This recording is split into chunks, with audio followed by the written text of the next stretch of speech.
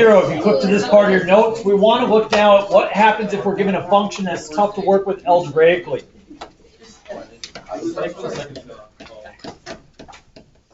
So for problems 1 through 4, I would want you to try to not use your calculator, but problems 5 through 6, definitely use your calculator on your worksheet, okay? We're going to try to work through this together. And we're not going to draw the position function, we're just going to draw the velocity function. It says, first, start by finding the velocity at time t. I've got 4t minus 10 over t squared plus 3. Does everybody agree that looks a little bit more complicated? Okay, totally an example you get on the AP exam. And they would ask you to use your calculator in this situation, okay? How will I go about finding the velocity? Wait, where is this? This is in your notes, right on the second page there. Quotient rule, good. I've got the quotient rule. Quotient rule says derivative of the top, which is? 4 times the bottom, which is? T squared plus 3. Good, we got it started. Minus the derivative of the bottom, which is 2t times the top, 4t minus 10. And that all sits over the bottom squared. So I've got t squared plus 3 quantity squared. Excellent. So I should probably clean that up a little bit, right? And if we're going to have to plug in our calculator, we want to look a little bit better. I can see on the top I've got a 4t squared. I can see I have a plus 12. I see a minus 8t squared. And I see a plus 20t. Very good with that. So it looks like my velocity function, v of t, is equal to, on the top, I have a negative 4t squared. I have a plus 20t. And I have a plus 12. And that all goes over t squared plus 3 quantity squared. That's my derivative.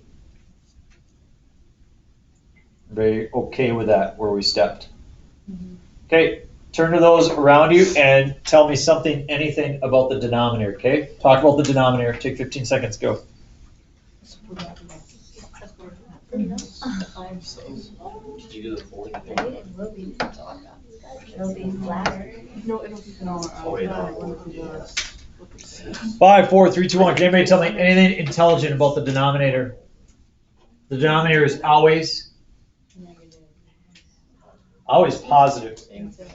Why is it always positive? If you square something, it's going to be positive, and then you're adding 3, which makes it positive, and then you're squaring it again, which makes it, everybody convinced now the bottom's going to be positive? Okay, so that's something we could keep in our mind. I'm going to type this into my calculator. Make sure you got your calculator out. We're going to put parentheses in the top.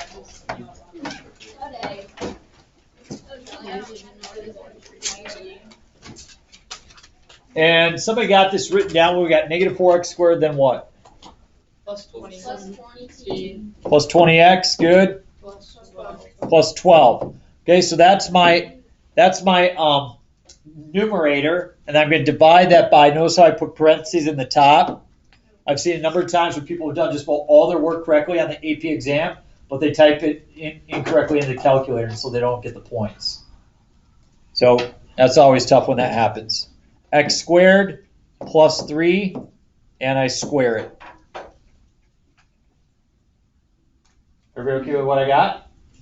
Okay, so we're going to zoom, and we're going to zoom 6. Make sure you got a standard viewing window so you can see that thing. Are we concerned about the left side of the graph? How come? Good, time's not negative, so we focus on the right side of the graph. I'm going to try to get a better picture of that right side of the graph. I'm actually going to manually change my window. It looks like it goes up to about 2. I'm going to change my window so I have an x min of negative 1. I'm going to have an x max of 10 because we're going out to 8 seconds.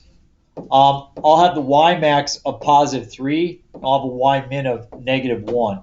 I think that will give me a really good picture of the graph blowing up a little bit better. Okay. So now as I press graph and look at this, what did I do? Oh, I said the y, I mixed those up. So y min of negative 1, y max of positive 3. Didn't like that I did that. Good. Calculator is smart.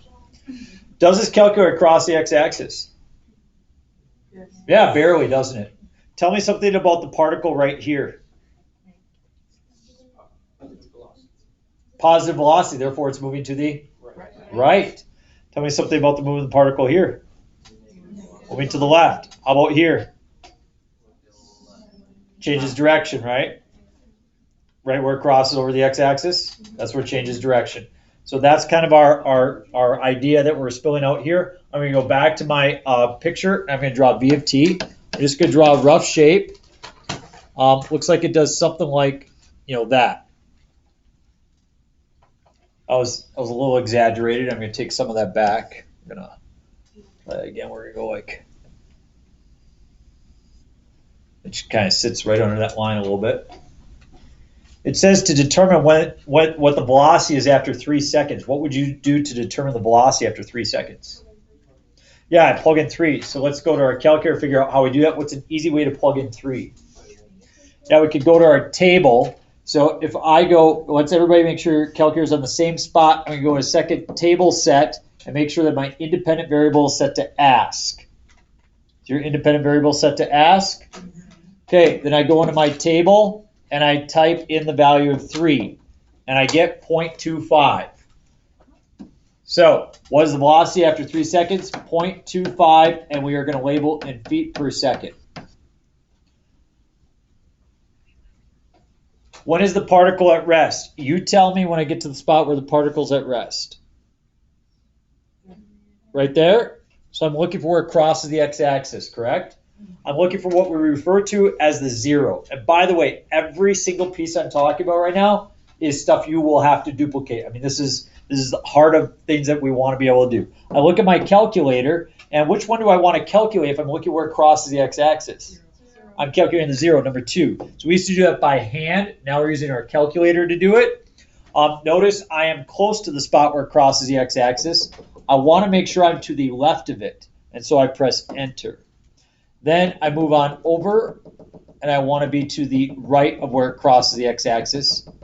Notice you can see that the y value is negative. That tells you you're below the x-axis. So I'm going to press enter on that. And your calculator does this incredible job of finding at 5.54. Now, for this purpose and for the rest of this class, anytime you give a decimal answer, you want to give it to 3 decimal places. The AP exam accepts answers up to 3 decimal places. You can either round the last one or just cut it off. That's how the AP exam does it. So in this case, the 3 does not round the 1 up. If it did, you could write 5.541 or 5.542. They'd accept either or. In this case, the only acceptable answer is 5.541.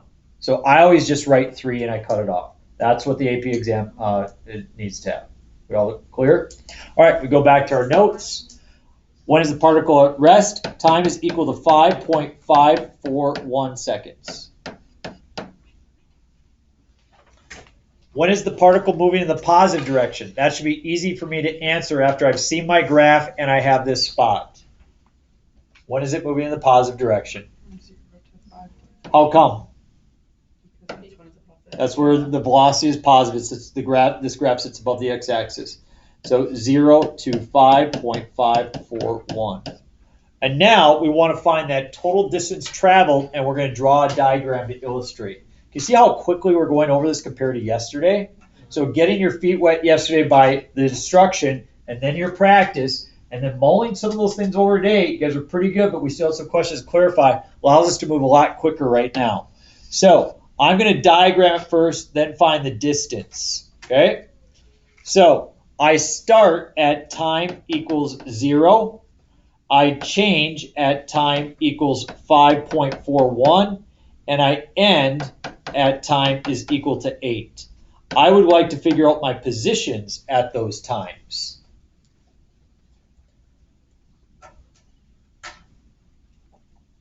So do I want to use my velocity function or my position function? Position function. Which one do I have typed in my calculator, my velocity or my position? I currently have velocity. I need to grab position. So I'm going to go down to y sub 2 and type in the position function. Parentheses, I'm not on that spot. Can somebody tell me what the position function is? I got a 4t minus 10.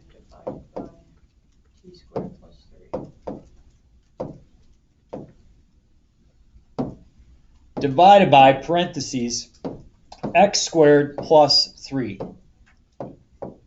Make sure we got it typed in correctly. That looks good. I just want to know values. So I'm going to go to my table. I can ignore the y sub 1 column, and I can focus on the y sub 2 column. What do I plug in for x at this time?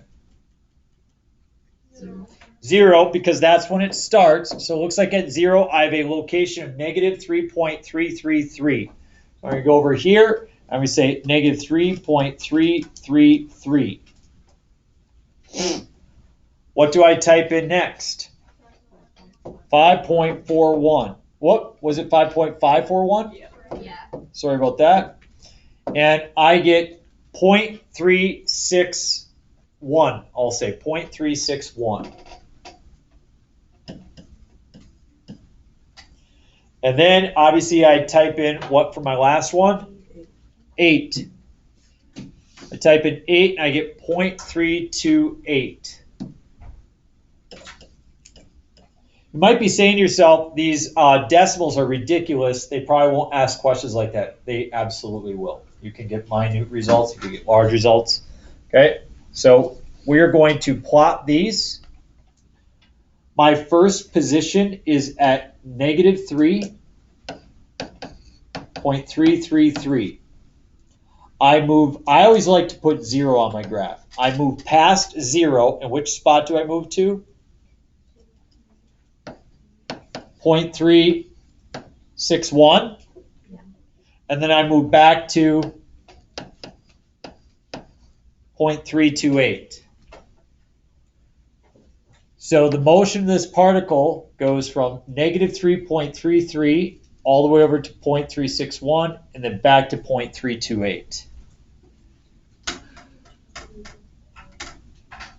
So this gives me the diagram. I now want to figure out the total distance traveled. So in yellow, what's the yellow distance? 3.333 plus what is the green distance? 0.361 plus what is the red distance? Whatever 0.361 minus 0.328 is. Agreed? Yeah. So sometimes you might have to do a little subtraction there to figure that out. Can somebody perform that operation for me on their calculator? Okay, so grand total then? 3.727. What is our label? Feet. That is the motion of the particle. That is the total distance that's traveled. So good job. You've had a considerable amount of learning at this time. So way to go. Lily? I think my calculator is broken, but we can figure it out later. Okay. All right. We'll look through that.